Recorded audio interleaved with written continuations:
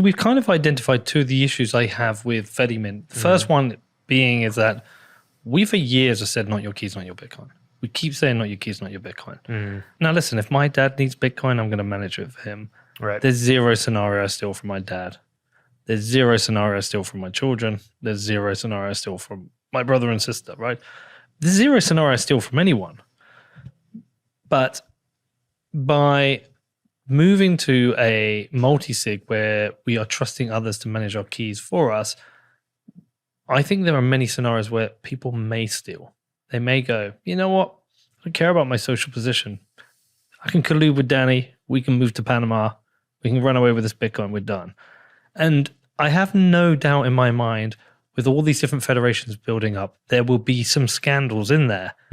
This federation in, I don't know, Buenos Aires, 3 guys ran off with it. This federation, like there will be scandals. There will be scenarios. And why would,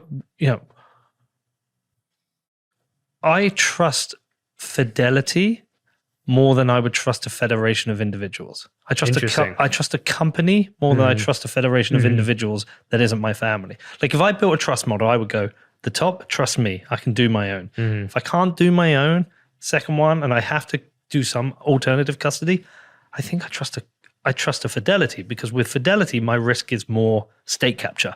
I don't believe there's a scenario where Fidelity aren't lending out my Bitcoin, so there's no risk there. They'll have good protocols in place for managing it. Coinbase have proved themselves, despite not being the most public exchange in the world, to be one of the most trusted places to leave your Bitcoin if you're going to custody somewhere. And then if I had to go, like a Fedimint, a federation to me is below that one in terms of the trust level, because I'm having to trust individuals. Do you get what I'm saying there, Danny? I get what you're saying. I don't know whether I agree, but I get what you're saying. I think a lot of it comes down to the perspective, right? So like when we say like, what is a federation? What is a community? Yeah. That's also something that I think is going to be redefined potentially. So like from the perspective of, would I trust my mom or dad? Sure. Would I trust my pastor, or would I trust my, gym coach, or whatever it is? Like there's different extents to which you can think about it. What about commercial institutions that are leveraging this technology? Would you trust Fidelity more if you knew that their custodial operations had, a certain setup that they did to maintain security properties so that nobody has any sort of, full control over everything, which they probably do. So it's kind of like, well, maybe you are trusting a very similar concept in a certain form. It's more the legitimacy of the institution, the scale, and the Lindy effect for how long it's been is what you're trusting. Yeah, no, absolutely. That's what I'm trusting. Yeah. And presumably, if you trusted the companies more, there's no reason that Kraken, Gemini, Coinbase, Fidelity could all set up a Fedimint of themselves, and you had trusting all 4 companies rather than an individual one. I think that's a brilliant scenario. Exactly. So that's exactly the point. Like, what is a federation going to be? It's really just a technology that can be leveraged in a lot of different ways. Yeah. And so the second thing is on the eCash level, the idea that people can print as much eCash as they want and you would never know, because it's not transparent, means somebody can just essentially print free money. Right. That one I'm still struggling with. Well, yeah, until we set up our own federation, Pete, and then we can. But you know what I mean? It's like no, but if you think about it, it's like the great thing about Lightning is when you put Bitcoin in a multi-sig wallet, to add Lightning to your wallet, there's a 1-for-1, right? Yeah. And then when you convert your Lightning sats back into base chain, it's a 1-for-1. You know that. How do you know what the 1-for-1 is on eCash? So this is going to be pretty long-winded. Yeah, tell me. I think while we're actually still on that, because I've got a question for you. Yeah. If presumably, like if me and you set up a federation, we aren't registered, so we can't charge Peter to use our federation, right?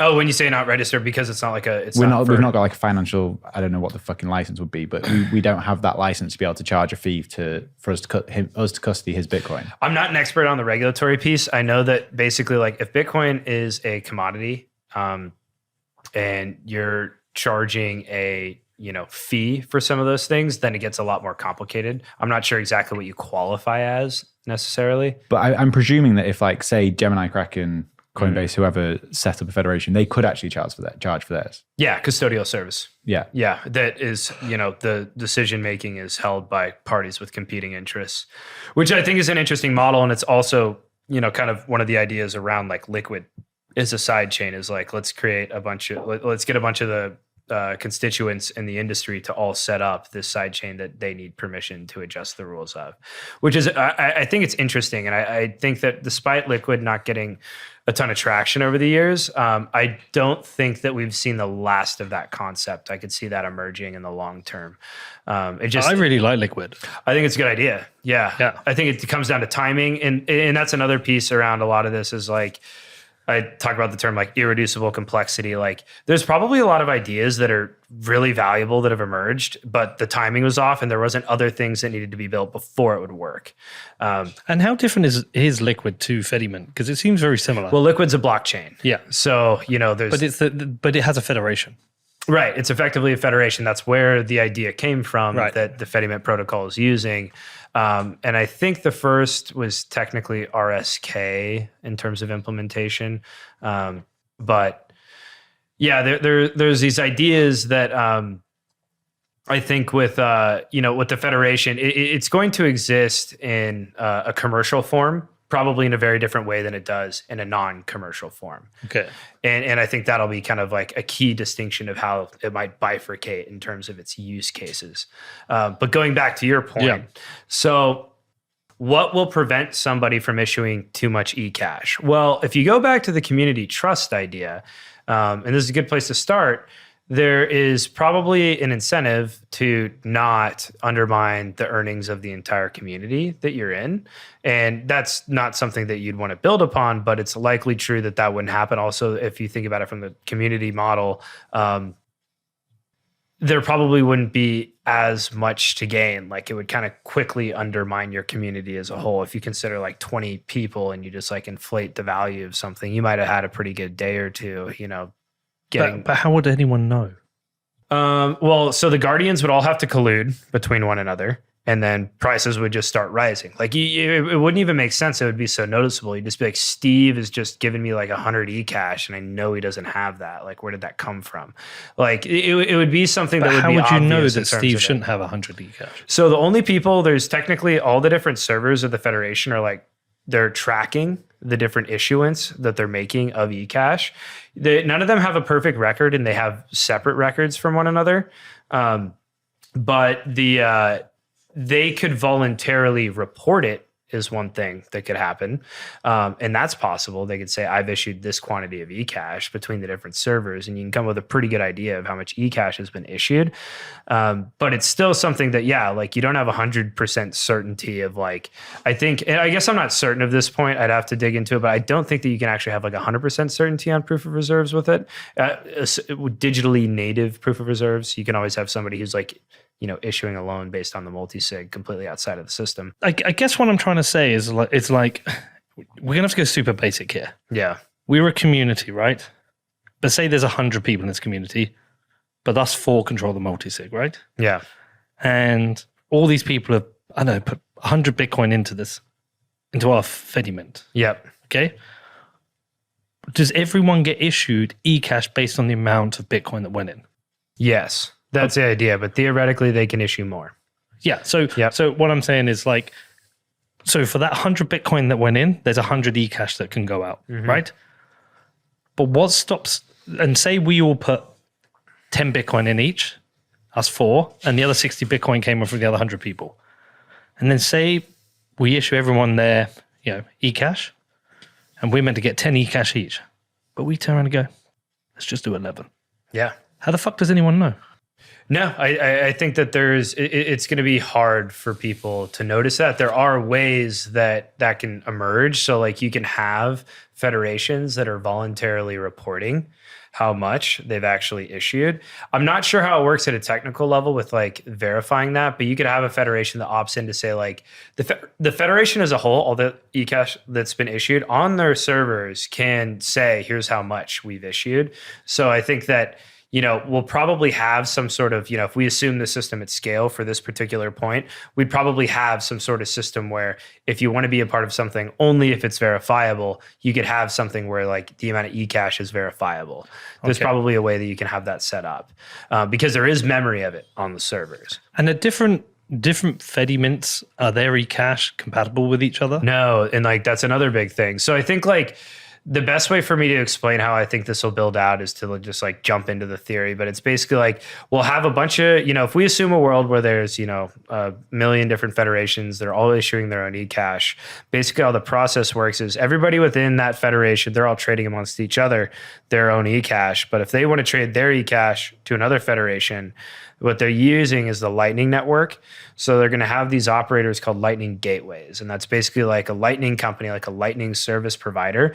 And they're going to act as a market maker. So that term basically means in finance, if you have an institution that stands ready to not indiscriminately, but to always buy and sell an asset based on a spread, and they adjust their spread based on their perception of risk, but they make the market, they're always a buyer or seller for you. That's effectively what these guys are going to be doing for eCash. Like a money changer. Right. So what they're doing is they're accepting eCash from Federation A, and then they're sending a Lightning payment over to Federation B of the equivalent amount. But if you're the user, and you go onto this website and you're like, cool, I want to buy this shit. I want to buy this bottle of water. Yeah. It's 0.0 or whatever, eCash. I don't need to know what federations that's part of. I will just pay, and all that should be done in the background. All that shit gets done. There's costs associated with it. I think a simpler way of thinking about this too, that isn't part of how it's structured, but could potentially emerge. It's basically like they're using the Lightning Network as a way of forwarding payments, which is kind of like almost like a scaling mechanism to some degree, but and it creates more fungibility. But you could also just effectively have a market maker who doesn't even use the Lightning Network, and they just sit there and say, I'll accept A, and then I'll give, eCash to B. And they hold a balance of like all the different federations around the world, and they're constantly just like swapping the different ones to keep everything fungible between one another. And they might say, oh, Federation A, we have knowledge, or we, are part of this community or something. We think that you're doing something sketchy. So like if you're a market maker, then you're integrated with the software. You have like a knowledge of how much eCash you received on balance from them. You have a lot of like access to information with people. And because of that, it gives you a better, like if there was somebody doing some like crazy shit where they're just like, we're going to hyperinflate our eCash, then the market makers would be knowledgeable of that. And they're not just going to like indiscriminately. Because, okay, let's say that you've been working with this community and you know how much of the on-chain multi-sig Bitcoin exists, and you're processing a certain amount of transactions every single day through them, then you can look at like volumes, and it would be pretty easy to tell if things are starting to get abnormal. There's like indicative information. Also, going back to the point, maybe a market maker says we're only going to deal with this federation if they're reporting like the total amount of eCash issued to us. But you could get into scenarios and you're like, all right, I want to buy this. I can't buy this because that market maker doesn't work with this. I don't mean to be a dick, like not at all. But I think my problem with Fedimint, it just feels like it's got a lot of holes in it. It's overcomplicating things. And what was the third thing I didn't like about it? It seems to be like we're ditching long-held principles and beliefs about Bitcoin to establish it. Yeah. And I constantly, every time I come to it, I'm like, I don't get it. I don't get why Fedimint seems to have too many issues. I think that it's I agree with all those points. I think that the biggest risk to Fedimint is its complexity. Yeah. And because it's like, well, I haven't even spoken about all this yet, but I think that it's like a really, really big idea. And there's so many different moving parts, like what we're starting to talk about with some of this stuff. But I think that there is also a lot of benefits that can emerge, and it's potentially an optimization of some of these things. So like that's what gets me comfortable, is that we're kind of optimizing around some things. Is it like at the end of the day, everybody can still self-custody. And and like, let me be clear, when I talk about what I'm talking about, it's a lot more for like how I think applications and like banking functions will emerge. There's going to be a lot better self-custody things. People are going to get more educated in that. The whole point is that we have enough self-custody to where the system remains, permissionless so that we don't turn into digital gold 2.0. Like that's the whole point. Maybe that's 20% of all Bitcoin. Maybe that's 30%. I have no idea, but it needs to be as much as we could possibly make it based on the consumer utility trade-offs. And listen, dude, I get it. Right. Yeah. When I went to El Salvador, the thing that really stood out to me is that I own Bitcoin and I have a multi-sig cold storage solution. And I live in a house made of bricks, which is locked, and I can go to banks or other houses or offices or family places in other countries where I can get on a plane, and I can have quite a complex multi-sig, which gives me like a very high level of security around my Bitcoin. Yep. Okay, so then I'm in Bitcoin Beach. I'm in El Zonte, and I see people who literally live in a tin hut. Yep. And it's like, well, firstly, even if you have a hardware wallet, where are you hiding it? Because someone can just peel the door off because it's made of fucking tin. Yep. Are you burying it in the house? Like, what are you doing? And what if you want multi-sig? Like, you know, there is a privilege. There was a privilege to being able to use multi-sig effectively. And so I get it. At the time, I'm sure I talked about this on the show. Didn't I talk about this? I was like, and in my head, I was like, do you know what I would want if I was them? I would want to trust someone like Blockstream to do this. So I think there is potential solutions to this, but I don't think it's Fedimint. I think it is something like Liquid, whereby there is a federation that's built whereby someone like Blockstream essentially becomes a banking provider, and you store your Bitcoin with them, and then you maybe get like a Liquid token, which you can access and withdraw as and when you need, like small amounts. Like that to me works. Fedimint, I'm like. So it goes back to the point that Danny made earlier. He's just like, why can't a Fedimint be a bunch of these other institutions combining together? And like, that's the idea, is like your vision of, you know, like Liquid or Blockstream or what they're doing. That's something that can exist within this ecosystem. And like, this comes down to, I think it's more of like a business aspect. I think is kind of the argument here for like adoption. But I think that, you know, you can have that exact property. Does it have to be a sidechain technology, or could it actually be like privacy eCash, which is a benefit? I think that what we're going to see is Lightning service providers are probably going to be setting up federations and operating within that. So they'll act as like the Lightning gateways, assisting with transactions. They'll probably also be like commercial banks, which is what you're thinking about. And maybe most people want to put their money in like commercial banks like that, and they want to do it through a federated system like that. And that would effectively be the advantages of where you're talking about with Liquid, and then you like pair on privacy layers to that too, which I think is interesting.